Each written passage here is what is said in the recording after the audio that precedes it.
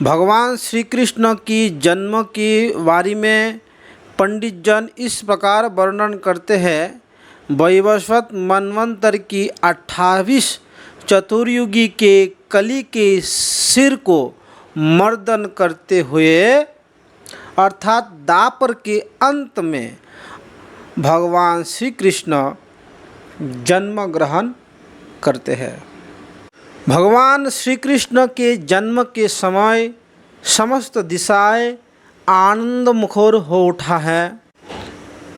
देवता, यक्ष, किन्नर, चारण, विद्याधर आदि गान, नृत्य, पुष्प वर्षण करने लगे। अर्थात आकाश के ऊपर से देवगण पुष्प वर्षा करने लगे। पुष्पों के नाम हैं तुलसी, कुंद, मंदार, सुरभि, पारिजात और अन्यान्य स्वर्गीय पुष्पों के द्वारा भगवान श्री कृष्ण के पुष्प अभिषेक करने लगे।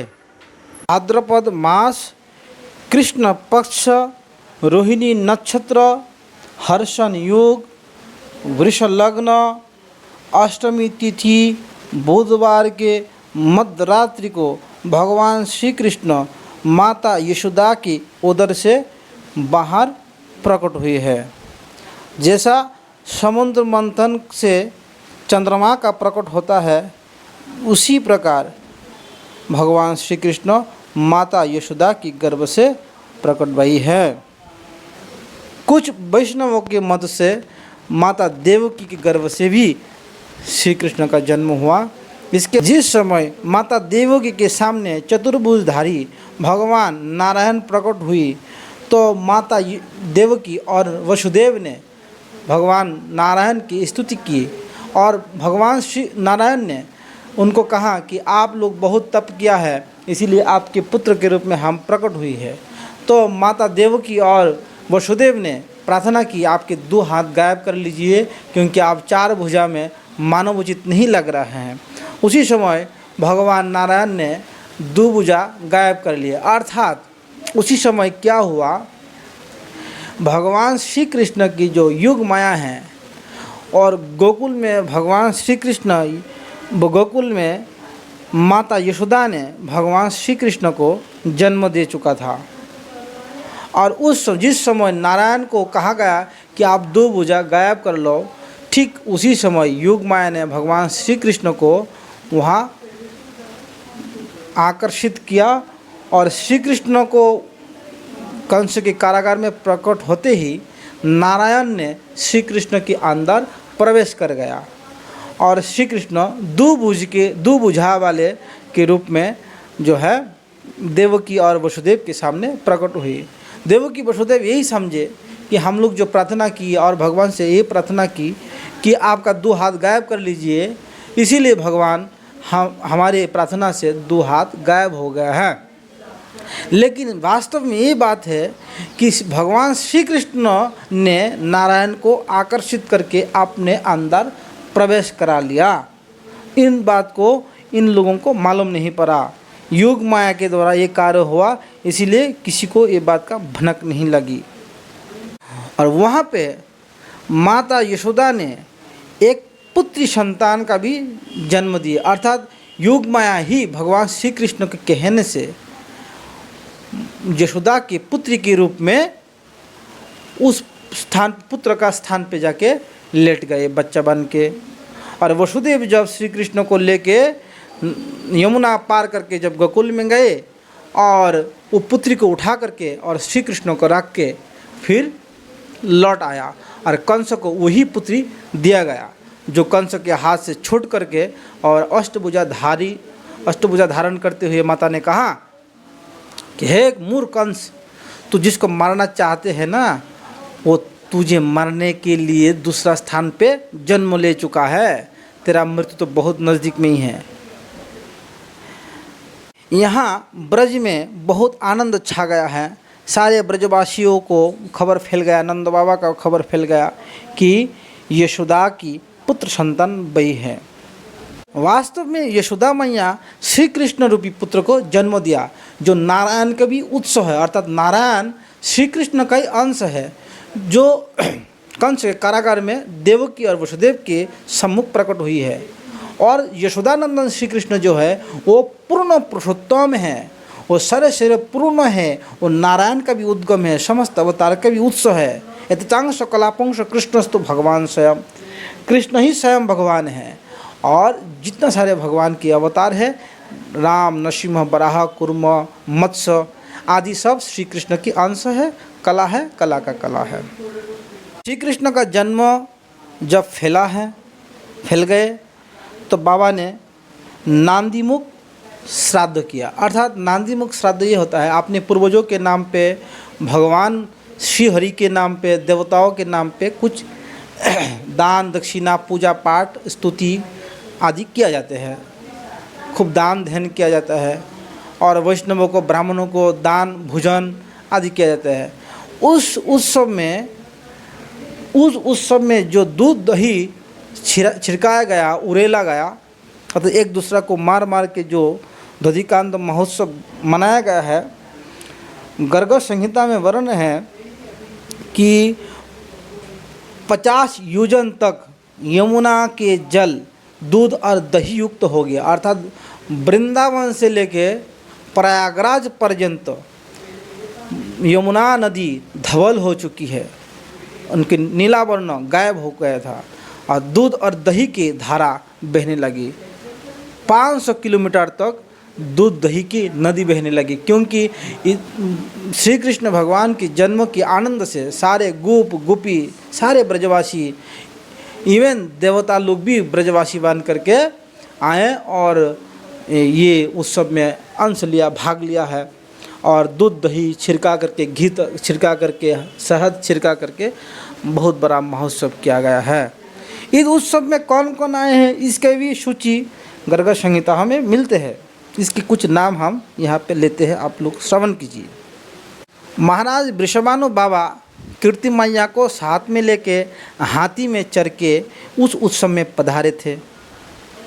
श्री महादेव जी पार्वती को लेके और गणेश कार्तिकों को लेकर के बैल पे सवार करके उस उत्सव में आए हैं।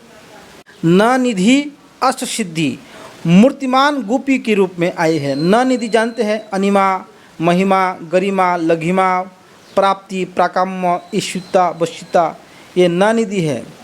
अष्टसिद्धि है, ये अष्टसिद्धि है। और ननिधि है परकाया प्रवेश, आदिविद्या, कादिविद्या, वायुगमन सिद्धि, प्रक सिद्धि, सूर्य विज्ञान, मृत संजीवनी, ये ननिधि है। ये सब मूर्तिमती बन के इस उत्सव में अंश लिया। भुक्ति और मुक्ति, भूख चाहने वाला जिससे भूख प्राप्त होती है, मुक्ति जिससे प्राप्त होता है, उस मुक्ति भी गोपी रूप में उस अनुष्ठान में भाग लिया है नंद महाराज की। सनक, सनंदन, सनातन, सनत कुमार, कपिल भगवान, सुखदेव गोस्वामी, व्यास भगवान, हंस भगवान, दत्तात्रेय भगवान, पुलस्त ऋषि, अत्रि, वशिष्ठ, नारद आदि समस्त ऋषि आसमान से ये उत्सव को दर्शन किया है। चार मुख वाले ब्रह्मा जी भी हंस पे सवारी करके इस उत्सव का दर्शन किया ऊपर से।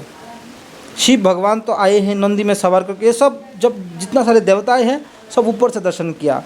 कुछ देवियाँ, कुछ देवता गोप गोपी बन करके इसमें भाग लिया है, और ज़्यादातर देव देवी ऊपर से ही इस अनुष्ठान का, इस प्रायोजन का दर्शन किया है। सूर्य भगवान अपने सूर्य के रथ को लेके उस अनुष्ठान को दर्शन करने के लिए आया। इंद्र अपने ऐरावत में चढ़ के आया। वायुदेव मृग पे चढ़ के आया, मृग उनका वाहन है। यमराज अपने भैंसा को वाहन बना के आया। कुबेर पुष्पक विमान में चढ़ के आया। चंद्र भी मृग अपने वाहन में चढ़ के आया है।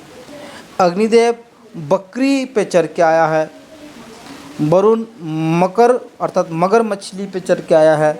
कार्तिकेय मयूर वाहन से आए हैं।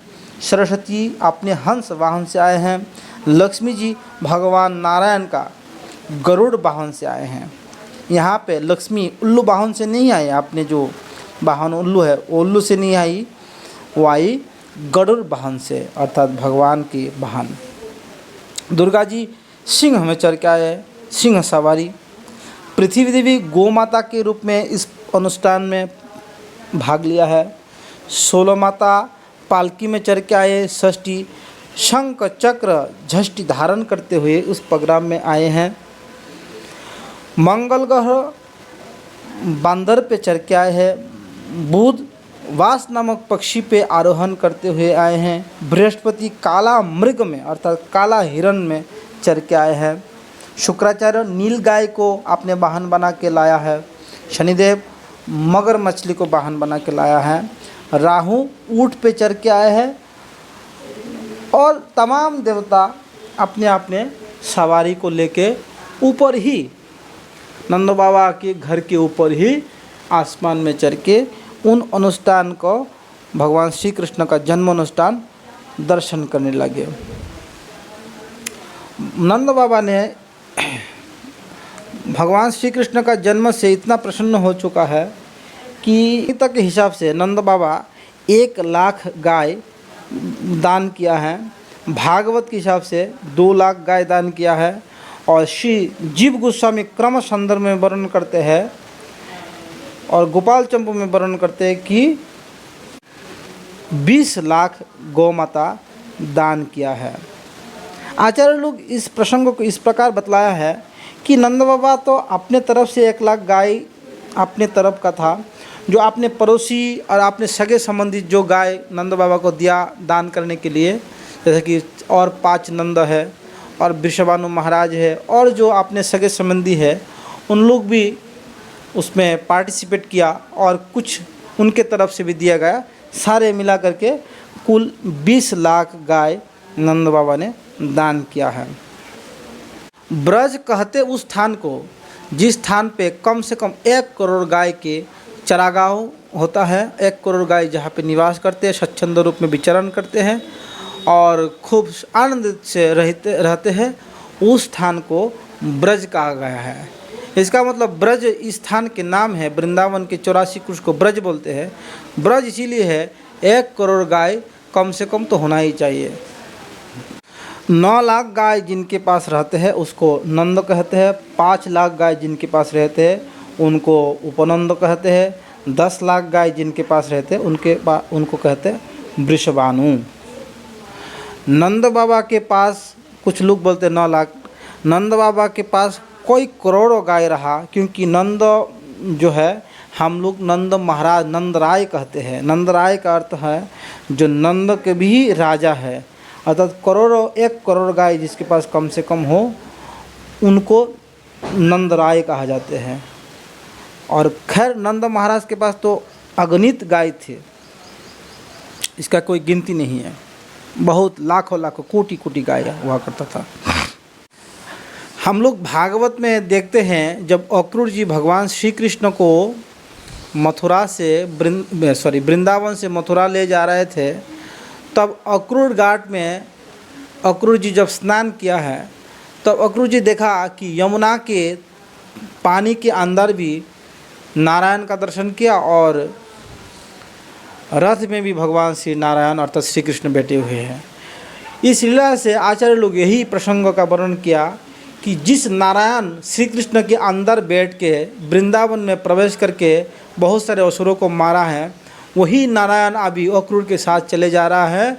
और जो नंद के अर्थात यशोदा के उदर से जो जन्म लिया है वह श्री कृष्ण वृंदावन छोड़ के नहीं जाते हैं। इसीलिए श्री जीव गोस्वामी कहते हैं कि वृंदावनम परित्यज्य पादमेक न गच्छति, अर्थात श्री कृष्ण भगवान वृंदावन छोड़ के एक पग भी बाहर नहीं जाते हैं। तो कौन गया बाहर? जो नारायण श्री कृष्ण के अंदर बैठ के आए हैं वही नारायण फिर अक्रूर के साथ चले गए हैं। तो फिर श्री कृष्ण जो रह गया तो प्रकट लीला में तो था नहीं, क्योंकि उस लीला को अप्रकटी रखा गया, क्योंकि सारे ब्रजवासी और सारे गोपियों को भ्रम हुआ करता था कि श्री कृष्ण हमारे साथ है। फिर वो लोग ऐसा समझते थे कि नहीं हम तो सपना देख रहे हैं। एक्चुअली ये सपना नहीं था, ये वास्तव में ही श्री कृष्ण वहाँ पे थे। उनको कभी कभी स्फूर्ति कराते थे, कभी कभी गुप्त में रह करके उनको पोषण क्या करते थे। इस लीला में ये स्पष्ट हो जाता। और तमाम पुराणों में, भागवत में भी तमाम स्थान पे नंदात्मज कहा गया, श्री कृष्ण को नंद सुत कहा गया है। ये सब चीज़ अति गुप्त है, अति गहरा रहस्यपूर्ण है। खैर व्यक्त रूप में तो यही है कि वसुदेव के पुत्र के रूप में कंस के कारागार में जन्म लिया और देवकी के पुत्र के रूप में जन्म लिया और आ गया यशोदा के पास, 11 साल तक लीला किया, फिर चले गए। ये तो साधारण लीला का बात है। अंदर का जो बात यही है कि भगवान श्री कृष्ण माता यशोदा की उदर से ही जन्म लिया है और नारायण जन्म लिया देवकी के कारागार में। यही बात गौड़ीय वैष्णवाचार्य जो श्री राजीव गोस्वामी अपने संदर्भ में वर्णन करते हैं और भागवत का स्थान स्थान पे इसका पुष्टि पाए जाते हैं। अन्य पुराणों में भी इसका वर्णन पाया जाता है। गर्ग संहिता में गर्गाचार्य भी कहते हैं कि आपके ये पुत्र और भी युग में जन्म ले चुका है, तो ये अभी आपके पुत्र के रूप में आए हैं। ये कभी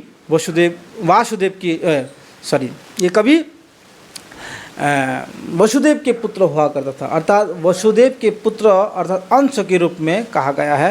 अर्थात वसुदेव का जो पुत्र वासुदेव हुई है, यही श्री कृष्ण का अंश के रूप में गिना गया है। यही बात श्री राजीव गोस्वामी भी अपने ग्रंथों में वर्णन करते हैं। हरे कृष्ण। श्री कृष्ण जन्माष्टमी की जय। 2